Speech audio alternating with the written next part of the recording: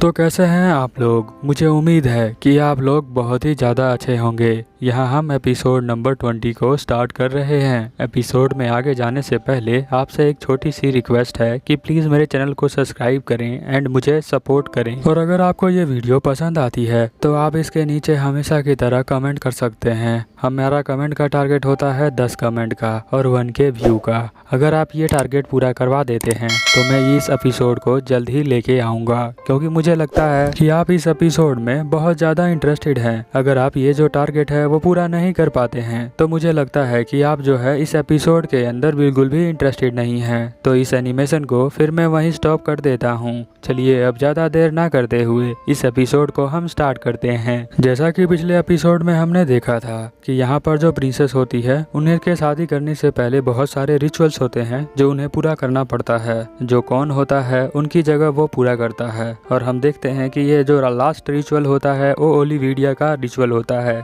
इसका नाम ओलिविडिया होता है। इसी शादी के फंक्शन में ये सभी लोग यहाँ पर आए हुए होते हैं। कॉन और स्टील और मारियन ये तीनों देख रहे होते हैं, बट पैट जो होता है उसकी हाइट बड़ी छोटी होती है तो वो डिसाइड करता है कि वो जो है कॉन के सर के ऊपर जाके बैठेगा। वो बैठ जाता है बट कॉन को अच्छा नहीं लगता है। फिर हम नेक्स्ट सीन में देखते हैं कि यहाँ पर दो रथ जो है बीच में आ जाते हैं और वो दोनों एक दूसरे को देख रहे होते हैं। फिर उन दोनों की फाइट स्टार्ट हो जाती है। जो कॉन होता है उसे तो बिल्कुल भी समझ में नहीं आता कि ये क्या चल रहा है यहाँ पर, और ये ओलिविडिया सेरेमनी में ऐसा होता है क्या। स्टील बताता है कि हाँ, हमें जो है स्ट्रगल करना पड़ता है शादी करने से पहले, इसीलिए ये जो दो रथ हैं वो दोनों आपस में फाइट कर रहे हैं। फिर इसके बाद थोड़ी देर बाद शादी हो जाएगी। हम देखते हैं कि यहाँ पर उन दोनों रथ को रोकने के लिए एक बंदा बीच में आ जाता है और उसमें से उतरती है रथ के अंदर से हमारी प्रिंसेस, जो बहुत ज़्यादा क्यूट लग रही होती है। उसे देखकर मारियन रोने लग जाती है क्योंकि जो प्रिंसेस होती है वो बहुत ज़्यादा क्यूट लग रही होती है। फिर हम देखते हैं कि स्टील यहाँ पर कहता है कि तुम्हें इस समारोह में रोने की ज़रूरत नहीं है, ये तो खुशी है।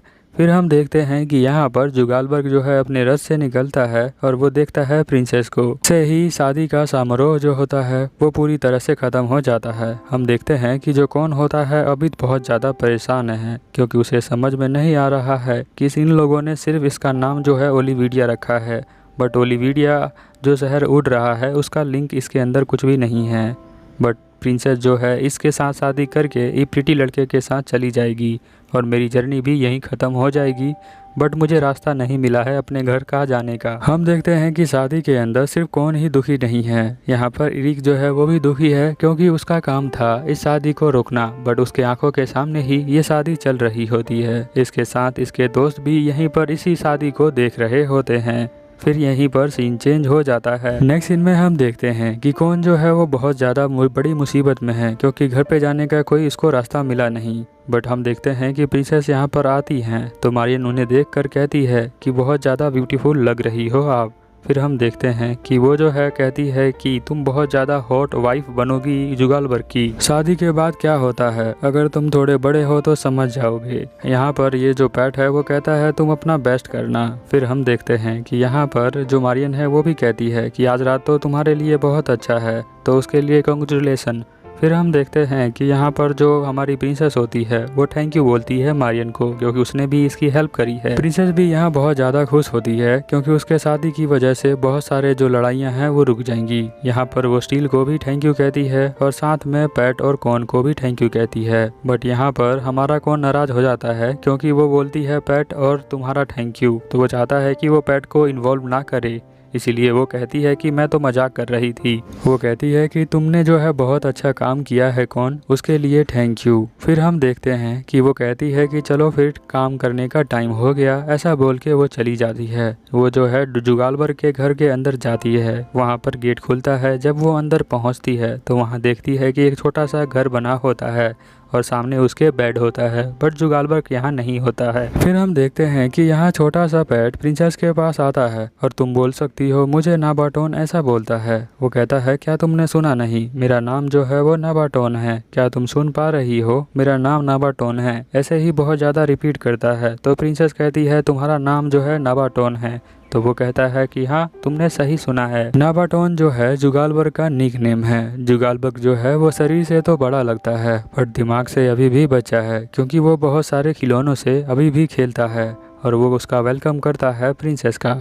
वो अपने बहुत सारे पेट से उनको मिलवाता है प्रिंसेस को। प्रिंसेस जो है जुगालबर के इस बिहेवियर को समझ नहीं पाती, फिर भी वो सभी पेट से मिलकर कहती है नाइस टू मीट यू। फिर हम देखते हैं कि उसका जो पेट होता है वो कहता है कि तुम्हारे ऊपर ये कपड़े ज़्यादा भी अच्छे नहीं लग रहे हैं, तो मुझे लगता है तुम्हें इन्हें निकाल देना चाहिए। फिर सीन चेंज हो जाता है। यहाँ पर जो हमारा कौन होता है उसको दो प्रॉब्लम है। एक प्रॉब्लम है उसे घर जाने का, क्योंकि उसको कोई रास्ता मिलता नहीं, और दूसरा प्रॉब्लम है उसके ठरकी दिमाग का। उसका जो दिमाग है वो बहुत ज़्यादा सोचता है प्रिंसेस के बारे में, क्योंकि उसकी हाइट बहुत छोटी है और वो जो है एक बच्ची है। फिर हम देखते हैं दोबारा से सीन चेंज होता है और प्रिंसेस को एक नया कॉस्ट्यूम पहना दिया जाता है जो एक लिजार्ड का होता है। तो यहाँ पर जो यहाँ हमारा ये जुगालबर्ग है वो कहता है कि तुम बहुत ज़्यादा अच्छी लग रही हो। वो भी एक जिराफ का कॉस्ट्यूम पहन लेता है। फिर हम देखते हैं दूसरी तरफ हमारा जो कौन होता है उसका ठरकी दिमाग जो है उसे सोने नहीं दे रहा है। वो कहता है कि मैं सोना चाहता हूँ बट मैं सो नहीं पा रहा हूँ, मुझे समझ में नहीं आ रहा वो छोटी बच्ची के साथ क्या करने वाला है,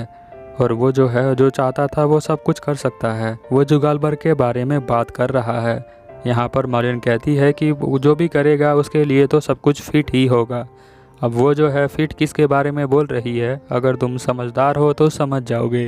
और शादी के बाद क्या फिट होता है, अगर तुम्हें ये भी समझ में नहीं आया तो तुम थोड़ा बड़े हो जाओ फिर समझ जाओगे। हम देखते हैं कि कौन जो है थक हार कर यहाँ साइड में कोने में बैठ जाता है, और यहाँ दूसरी तरफ यहाँ पर प्रिंसेस और जुगालबर्ग दोनों झूला झूल रहे होते हैं। जुगालबर्ग कहता है तुम मेरे साथ खेल सकती हो। जुगालबर्ग जो होता है वो कहता है कि तुम चाहो तो मेरे साथ बेंच प्रेस का कॉन्सर्ट रख सकती हो, और तुम चाहो तो इसके अलावा हम जो है उल्टे होकर बुक पढ़ सकते हैं, तो तुम्हें क्या पसंद है। यहाँ पर प्रिंसेस कहती है कि मुझे जो है प्राइम नंबर बहुत पसंद है, तो इसलिए मैं उसका काउंटिंग करती हूँ। और वो जो है काउंटिंग करना स्टार्ट कर देती है। 2, 3, 5, 7 ऐसे ही काउंटिंग स्टार्ट हो जाती है।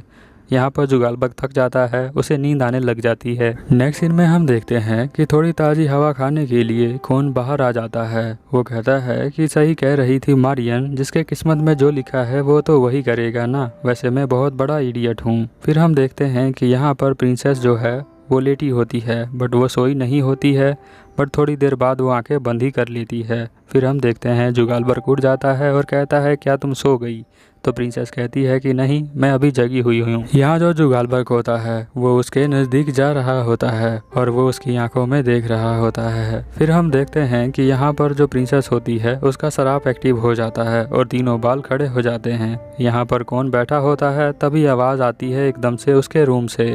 फिर हम देखते हैं कि वो जल्दी से भागकर प्रिंसेस के रूम में जाता है और जुगालबर्ग को पकड़ लेता है। वो कहते हैं कि तुम बहुत बड़ा ठरकी हो, तुम क्या कर रहे हो प्रिंसेस के साथ। बट यहाँ जुगालबर्ग ने कुछ भी नहीं किया होता है। जुगालबर्ग की हालत तो खुद ही खराब हो जाती है, क्योंकि प्रिंसेस ने उसकी हालत खराब कर दी है। प्रिंसेस यहीं बेड पे बैठी होती है।